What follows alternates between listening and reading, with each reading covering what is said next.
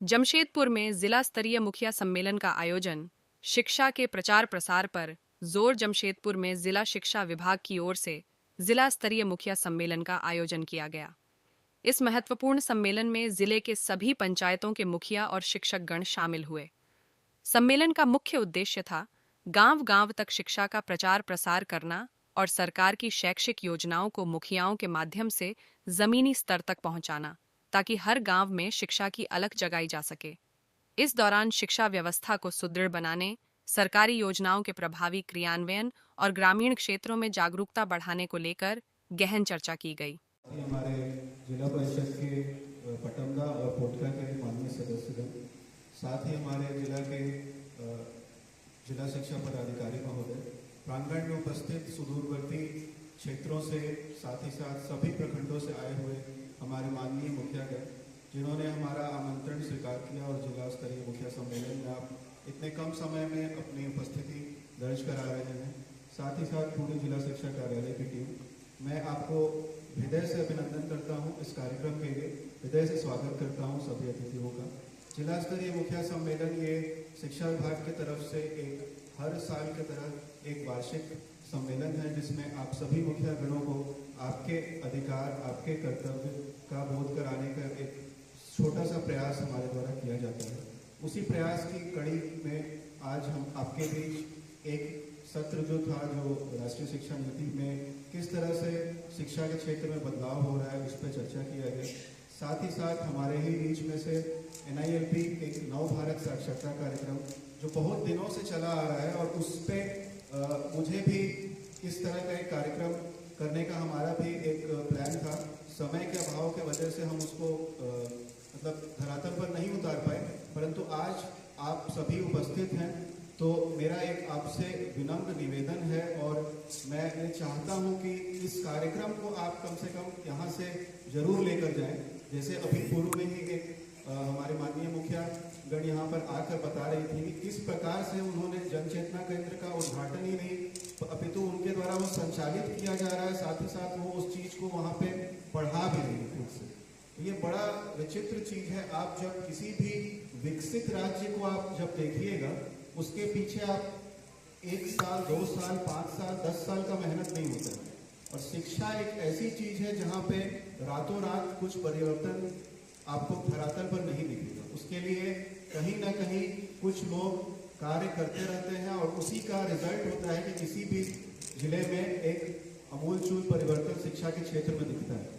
और वो अमूलचूल परिवर्तन सिर्फ और सिर्फ हमारा विभाग या हमारे विभाग से संबंधित जो शिक्षक हैं, या हमारे विभाग से संबंधित जो CRP हैं, DRP हैं, या कोई भी पदाधिकारी वो इस परिवर्तन के लिए जिम्मेदार नहीं है, वो अकेले ये परिवर्तन नहीं ला सकता है। जब तक कि जनमानस में ये जागृति नहीं हो जाए कि नहीं, शिक्षा जो है वही सबसे महत्वपूर्ण चीज है। और पूर्व में सभी विधायक, सभी माननीय जो प्रतिनिधि हैं, वो यहाँ पर मंच से उन्होंने इस बात को स्वीकार किया है कि नहीं, शिक्षा से ही राष्ट्र का विकास होगा, देश का विकास होगा, आपके क्षेत्र का विकास होगा।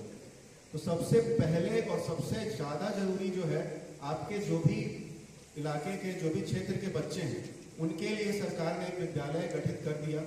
विद्यालय क्या है? विद्यालय एक यूनिट है जहाँ पे उसकी 4 दीवारी है, कमरा है, उपस्कर है, बेंच है, डेस्क है, स्मार्ट क्लास है।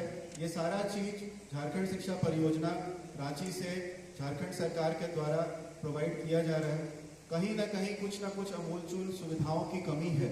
उसके लिए आपके द्वारा कहीं ना कहीं प्रस्ताव जो है वो DMFT मद से, CSR मद से, अभी मंच पर उपस्थित माननीय जिला परिषद सदस्य द्वारा बताया गया कि CSR के मद से उन्होंने खुद भी प्रयास करके कुछ ना कुछ अपने स्तर से भी कार्य किया गया। तो ये एक पर्टिकुलर विद्यालय का एक अंग है। उसके बाद जो दूसरा अंग है वो है विद्यालय में पढ़ा रहे हमारे सभी शिक्षक, जिनको मैं हमेशा शिक्षक नहीं बोलता हूँ, मैं शिक्षा के सिपाही बोलता हूँ। यही वर्ड मैंने यूज किया हुआ है जब से मैं इस क्षेत्र में आया हूँ। मैं उन्हें शिक्षा के सिपाही बोलता हूँ क्योंकि वो आपके कार्यों को क्रियान्वित कर रहे हैं। अब उस शिक्षा के सिपाही हो सकता है कहीं किसी क्षेत्र में कहीं कुछ कमी रह जा रही हो, उस कमी को देखने के लिए सरकार ने त्रिस्तरीय व्यवस्था के तहत आपको ये अधिकार दिया है कि आप विद्यालय का निरीक्षण स्वयं कर सकते हैं। आपको जो भी चीज़ लगता है कि नहीं ये कमी है, शिक्षकों के द्वारा पठन पाठन में कहीं कमी हो रही है या किसी तरह से किसी भी सरकारी सुविधा में कमी हो रही है, उसको आप देखकर सुधार कर सकते हैं, आप उसमें सुधार ला सकते हैं। ये हो गया शिक्षा के क्षेत्र में स्कूल में उपस्कर उपकरण के अलावा जो दूसरा घटक है वो है शिक्षक। तीसरे घटक जो है वो है बच्चे। जो बच्चे पढ़ने आ रहे हैं अगर वही कम हो जाएंगे तो आपका विद्यालय भी बंद हो जाएगा। आपके शिक्षकों की जो जॉब है एक तरह से देखा जाए या बीआरपी सीआरपी का जॉब है या इंक्लूडिंग भी मेरा भी जॉब एक तरह से खतरे में है, क्योंकि स्कूल में अगर बच्चों का नामांकन ही कम हो जाए, ठहराव ही कम हो जाए, जो आपको ज्ञान दिया जा रहा था अभी, ग्रॉस एनरोलमेंट रेशियो पूर्वी सिंहभूम में कम है। हमारे यहाँ विद्यालय में बच्चों कक्षाओं में और भी कम है और साथ ही साथ हमारे यहाँ बहुत सारे बच्चे जो है वो कहीं ना कहीं किसी कारणवश से सामाजिक पृष्ठभूमि में ऐसा कारण हो सकता है, ये सर्वमान्य है कि ऐसा कारण जरूर हो सकता है जिसकी वजह से हमारा जो ठहराव है विद्यालय में वो कम हो गया। इसको ठहराव को तभी दूर किया जा सकता है जब जन भागीदारी हो। बच्चों के गार्जियन से आप मिलें तो उनको इस चीज के बारे में अवगत कराएं। आपका जो क्षेत्र में पकड़ है वो निश्चित रूप से हमारे शिक्षकों से ज्यादा है।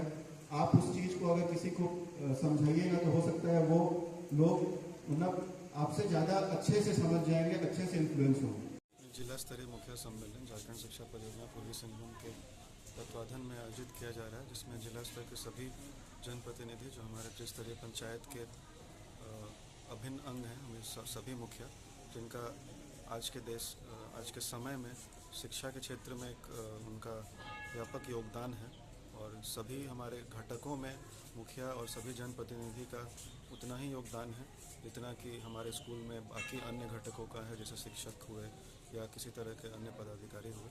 तो उन्हीं को उनके अधिकार और उनके कर्तव्यों के बारे में अवगत और कराने के लिए कार्यक्रम किया जा रहा है। इसमें साथ ही साथ हमारे द्वारा प्रयास है कि जिला में जितने भी मुखियागण जो शिक्षा के क्षेत्र में भूतपूर्व कार्य कर रहे हैं उनको भी एक मंच प्रोवाइड किया जाए, जिससे कि वो प्रोत्साहित होकर यहाँ से जाएं और शिक्षा का अलग जो है पूर्वी सिंहभूम में जगह है। शिक्षा में क्या क्या दिशा निर्देश दे रहे हैं ग्रामीण क्षेत्र? ग्रामीण क्षेत्र के लिए हमारा यही दिशा निर्देश नहीं है, हमारा उनसे एक सहयोग की अपेक्षा है कि जो मुखियागण जो हमारे सुदूरवर्ती इलाके से आए हुए हैं, सभी ग्रामीण क्षेत्रों में जो हैं, वो सभी विद्यालयों का सतत निरीक्षण, अनुश्रवण एवं अनुसमर्थन करें, ताकि सरकार के द्वारा जितने भी कार्यक्रम चलाए जा रहे हैं उनको अवगत रहें और उसको धरातल पर उतारने में जो कठिनाइयाँ आ रही हैं उनमें वो एक सहयोगी के रूप में हमारे साथ कदम से कदम